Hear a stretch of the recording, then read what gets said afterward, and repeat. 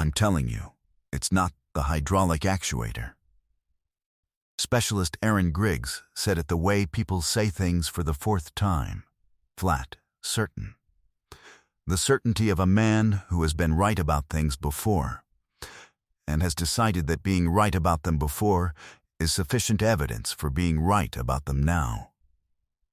He was 24 years old, 2 years in Army aviation maintenance at Fort Campbell, and he was lying on his back beneath the tail section of an A-64 Apache that had been grounded for 11 days and was currently the reason Griggs had not slept more than 5 consecutive hours in any of those 11 days. The hangar smelled of hydraulic fluid and metal, and the specific chemical overlay of the Apache's composite materials being subjected to heat and maintenance in an enclosed space.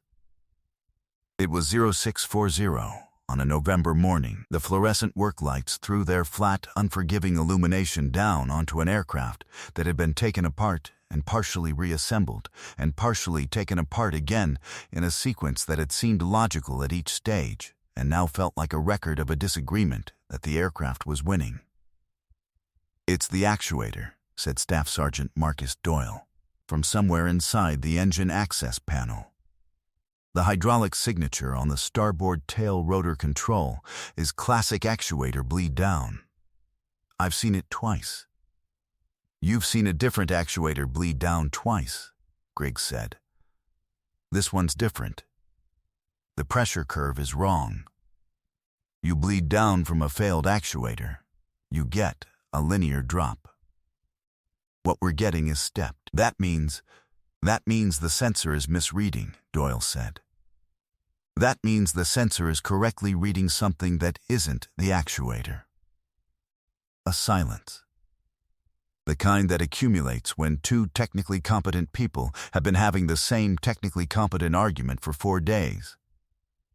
Chief Warrant Officer Diana Reyes leaned against the workbench with her, arms folded, and looked at the aircraft with the expression of someone who had been responsible for this aircraft's return to flight status for 11 days, and was now beginning to understand that the aircraft had a stronger position than she did. She was 31, 6 years in aviation maintenance officer roles, and she knew the A-64 the way people know things they have studied under pressure, comprehensively, in detail, with the specific gaps that pressure leaves, the places where the knowledge goes dark and you discover them only when the fault is in exactly that place. The fault was in exactly that place. "All right," she said. "We're pulling the actuator and replacing it. If Griggs is right and it's not the actuator, we'll have wasted 8 hours. If Doyle's right and it is the actuator, we'll have the aircraft back." "We'll have wasted," Griggs began. 8 hours, Reyes said, "which is less than the 11 days we've already spent." She was reaching for the maintenance log when the hangar's side door opened. The man who came through it was not wearing a uniform. He was wearing dark work trousers and a canvas work shirt, faded green with the sleeves rolled to the forearm, and boots that showed their age honestly. He was not tall, and he was not young. He moved with the particular economy of someone who has stopped wasting motion, who has arrived at an understanding with his own body about what is and is not worth spending energy on.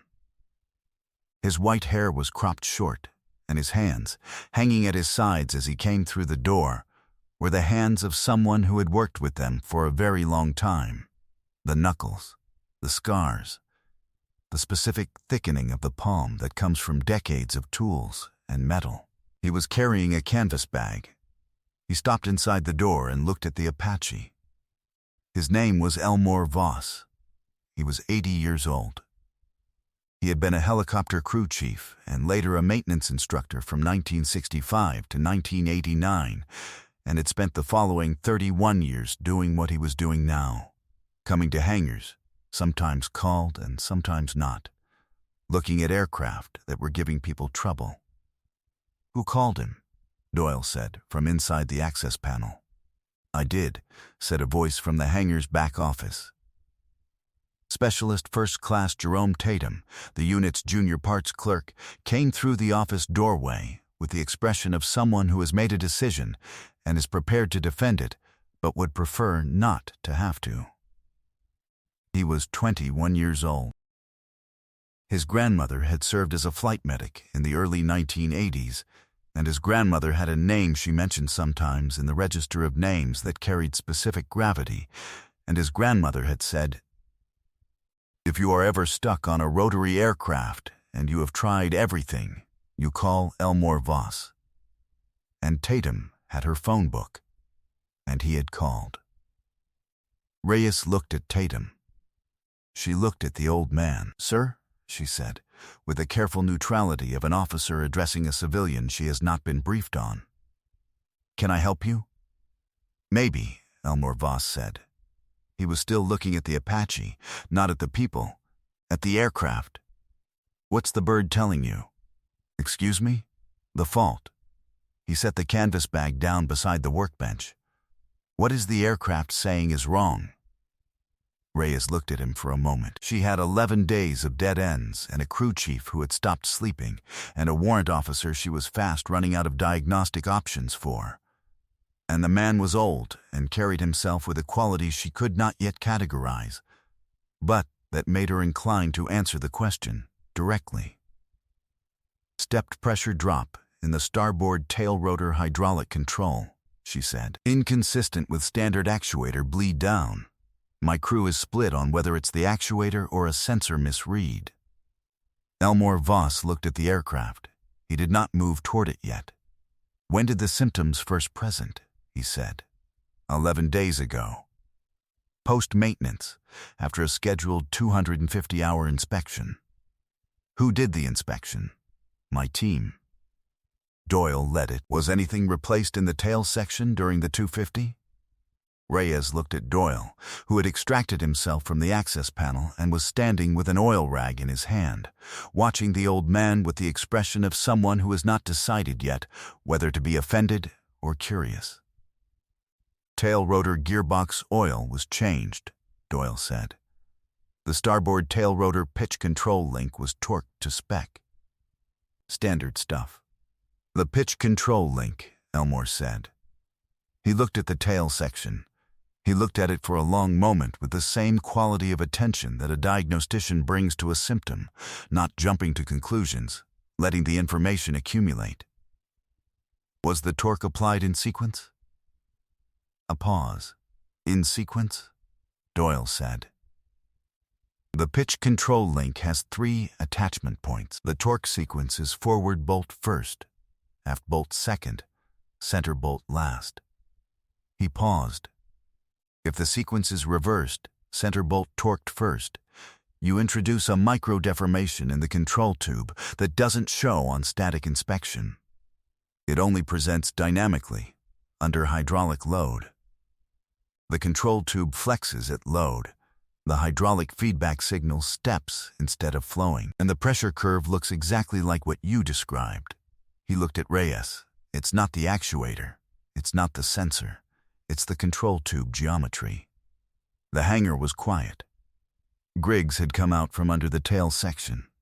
He was standing with his forearms still bearing the grease of the last 4 hours and his mouth slightly open. Doyle had the oil rag in both hands. Reyes was looking at the maintenance log, at the 250-hour inspection sheet, at the torque sequence entry, which read, in Doyle's handwriting, in the specific abbreviation the crew used, CFA. Center, forward, aft, center first. She looked up. "How do you fix it?" she said. Elmore Voss picked up his canvas bag. He worked for 2 hours and 40 minutes. He worked without commentary, without instruction, without the running diagnostic narration that the younger mechanics used to organize their thinking aloud. He moved around the aircraft with the unhurried purpose of someone for whom the aircraft was not a problem to be solved, but a system to be understood, and the understanding had preceded him into the hangar by about 50 years. His hands on the Apache were the thing that Griggs could not stop watching. The way they found the components without searching. The way they read surfaces and tolerances with a tactile vocabulary that was not taught in any training manual Griggs had been through. A language of metal and tolerance and the specific quality of a fitting correctly seated that existed somewhere between the hands and the knowledge and did not quite pass through conscious thought. At 40 minutes in, Elmore reached into the canvas bag and produced a tool that no one in the hangar recognized. It was small and purpose-made, a measuring instrument of some kind, with a dial gauge mounted on a frame that appeared to have been fabricated from stock rather than manufactured, machined by hand, the marks of a lathe visible in the metal. "What is that?" Griggs said. "I made it in 1977, Elmore said. He was fitting it to the control tube assembly with the care of something that had been designed for exactly this purpose. There was a recurring fault in the one-tail rotor system. Similar presentation, different mechanism. Standard gauges couldn't read the deformation I was looking for, so I made one that could." He checked the dial. He looked at the reading. He looked at the dial again. 0.038 inches of deformation at mid-span. "That's your fault." Doyle looked at Reyes. Reyes looked at the dial gauge. "You can correct that?" she said. "Already am," Elmore said. He had produced from the canvas bag a second tool, a small precision spreader, again clearly fabricated rather than purchased, its action smooth and calibrated. He applied it to the control tube with the focused patience of a watchmaker. The dial gauge moved. He watched it. He adjusted. The gauge moved again. He waited. "The deformation is cold correctable if you catch it within the first 100 flight hours of the incorrect torque sequence," he said. He was watching the gauge. "After that, the metal takes a set and you're replacing the tube." He looked at the gauge. "You have 11 days on the ground, which means the bird's been static. Cold correction is viable." He adjusted again. The gauge moved to 0. He held it there for a moment. He removed the spreader. He ran his thumb along the control tube. He ran it again. He removed the measuring tool. "Check it," he said. Reyes nodded to Griggs. Griggs went to the hydraulics test panel and ran the starboard tail rotor control sequence. The pressure curve came up on the display. Linear. Clean. A single smooth arc from 0 to operating pressure, with no step, no hesitation, no deviation. Griggs stared at the display. He looked at the control tube. He looked at the old man putting his handmade tools back into the canvas bag, with the same care with which he had taken them out. "How did you know?" Griggs said. "How did you know the torque sequence without? We didn't tell you the sequence." Elmore Voss closed the canvas bag. "You told me it was a 250 hour. You told me the pitch control link was torqued. You told me the symptoms presented post-maintenance." He looked at the aircraft. The stepped pressure curve has one cause on an AH-64 tail rotor control. I've seen it 6 times. First time I saw it was 1979, on a different aircraft with the same underlying geometry.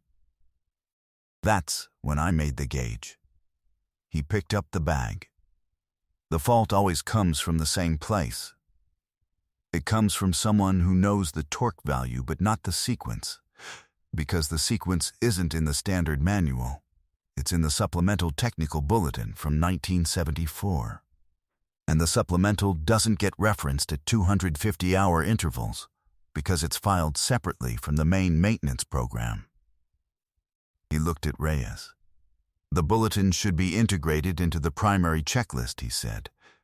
"It hasn't been in 50 years. Every time this fault appears, it's the same reason." He paused. "That's the thing that actually needs fixing." Reyes found him at the workbench before he left, writing something in a small spiral notebook he had produced from the canvas bag. She had dismissed Doyle and Griggs to get food and sleep, and Tatum had gone back to the parts office, and the hangar was quiet, with the particular quiet of a space that has just been returned from a problem to a tool. "Mr. Voss," she said. He looked up. "I'd like to ask you something." "All right. You said you've seen this fault 6 times, on different aircraft, different installations." "Yes, and every time, the supplemental bulletin, the filing issue, the sequence not being in the primary checklist. Every time." She looked at the Apache.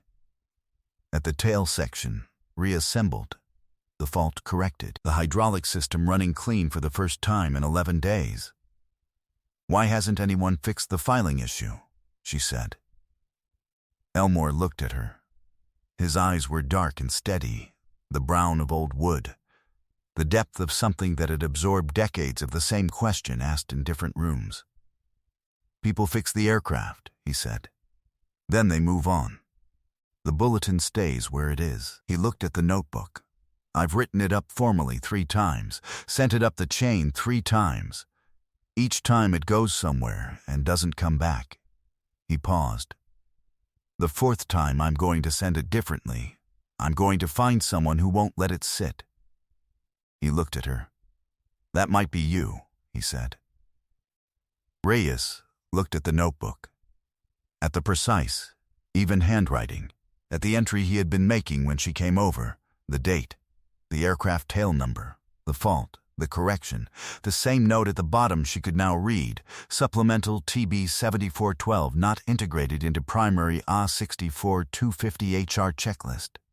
Recommend formal revision, written 6 times now. The same note, the same recommendation, the same patient, systematic refusal to stop writing it down. She pulled out her own notebook. "Write down the bulletin number," she said, "and the 3 people you sent it to before. I want to know where it stopped." He wrote it down. He tore the page out and gave it to her. She was about to say something else when the hangar door opened. She had not called anyone. But Tatum had.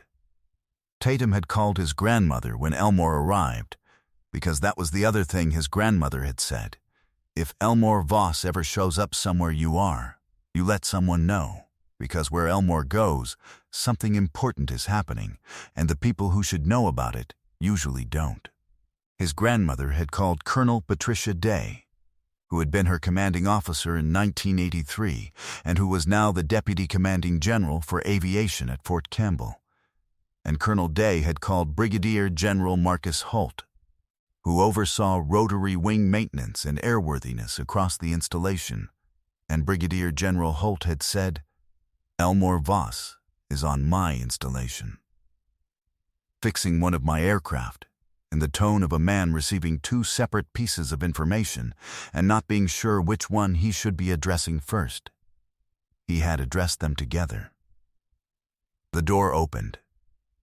Brigadier General Holt came through it with a staff colonel and 2 lieutenant colonels and the installation's senior aviation maintenance warrant officer, a CW-5 named Ibarra who had 31 years in Army aviation and who, when he heard the name Elmore Voss in the context of a downed Apache, had been out of his chair before Holt finished the sentence. Reyes came to attention. Holt did not look at Reyes. He looked at the old man at the workbench with the canvas bag at his feet and the small spiral notebook in his hand, and he crossed the hangar in the measured, deliberate way of a man who has traveled some distance quickly and has arrived at the place the distance was for. CW-5 Ibarra was already at the workbench. They looked at each other, Ibarra and Elmore Voss, with the specific recognition of 2 people from the same long tradition. "Elmore," Ibarra said. It was a word said in the way names are said when they belong to people you have known in the way of professional lineage rather than personal history, the name of a man whose work you trained from before you ever met him. "Warren," Elmore said. Ibarra looked at the Apache. At the tail section. At the hydraulics test display still showing the clean linear pressure curve. Torque sequence? Ibarra said. Torque sequence. TB7412. TB7412. They had this exchange in the shorthand of two people who have covered the same ground before, in different hangars on different aircraft at different points in a tradition that connected them. Holt looked at the aircraft. He looked at Reyes. How long was she down? He said. 11 days, sir. He looked at Elmore. 2 hours, 40 minutes, Elmore said. Holt was quiet for a moment. He looked at the spiral notebook. He looked at Ibarra. He looked at the maintenance log on the workbench with the 250-hour inspection sheet visible, the torque sequence abbreviation that had started everything. Mr. Voss, he said. Elmore looked at him. You've been writing up TB7412 for how long? Since 1981.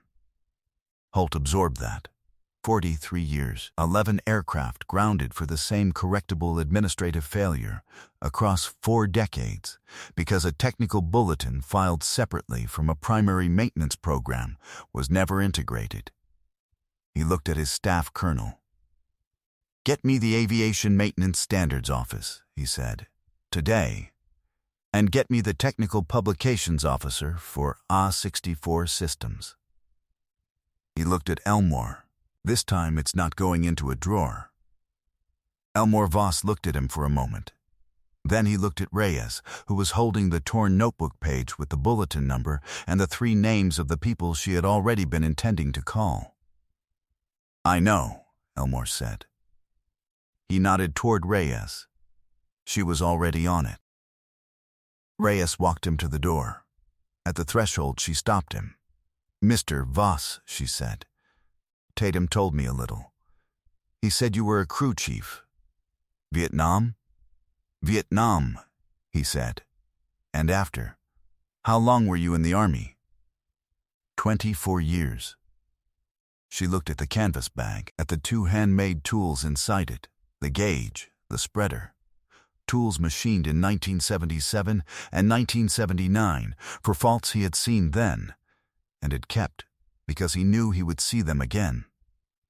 You've been carrying those tools for 47 years, she said. The aircraft don't change that much, he said. The geometry is the geometry. He looked at the Apache through the closing door. The fault is always in the same place.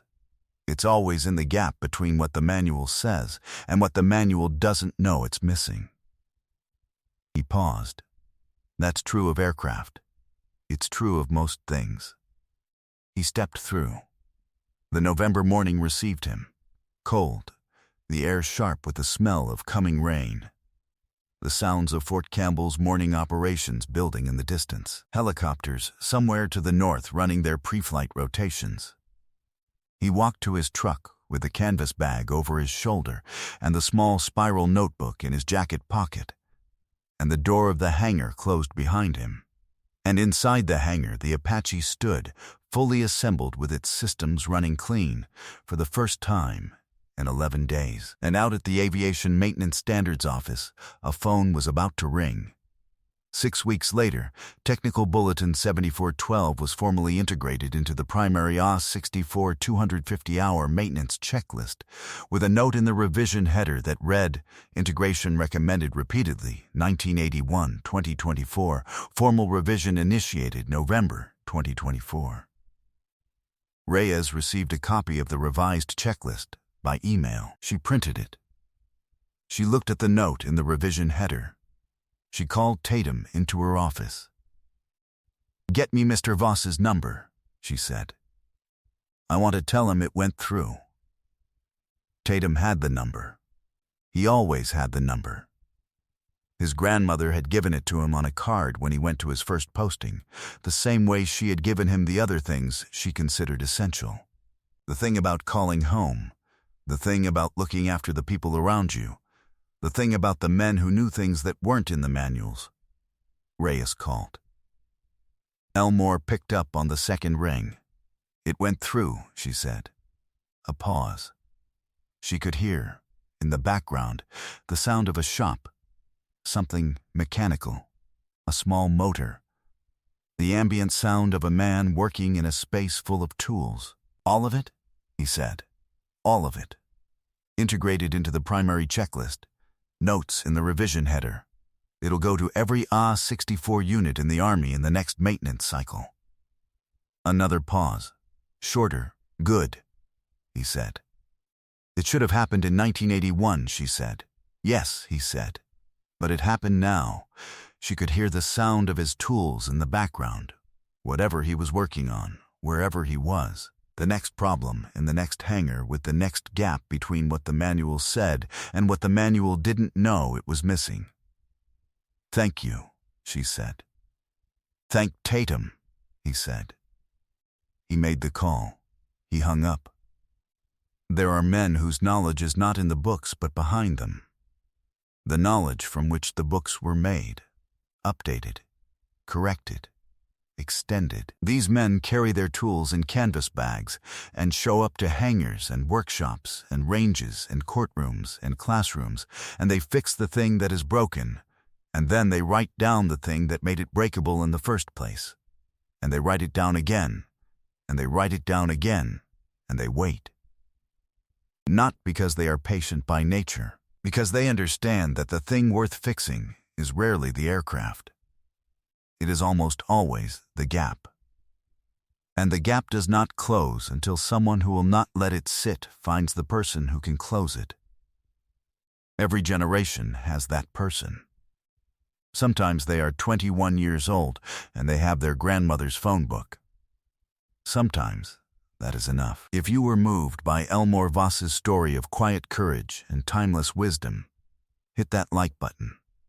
Share this video with someone who needs to see it, and be sure to subscribe to Veterans Valor for more stories of America's unassuming heroes.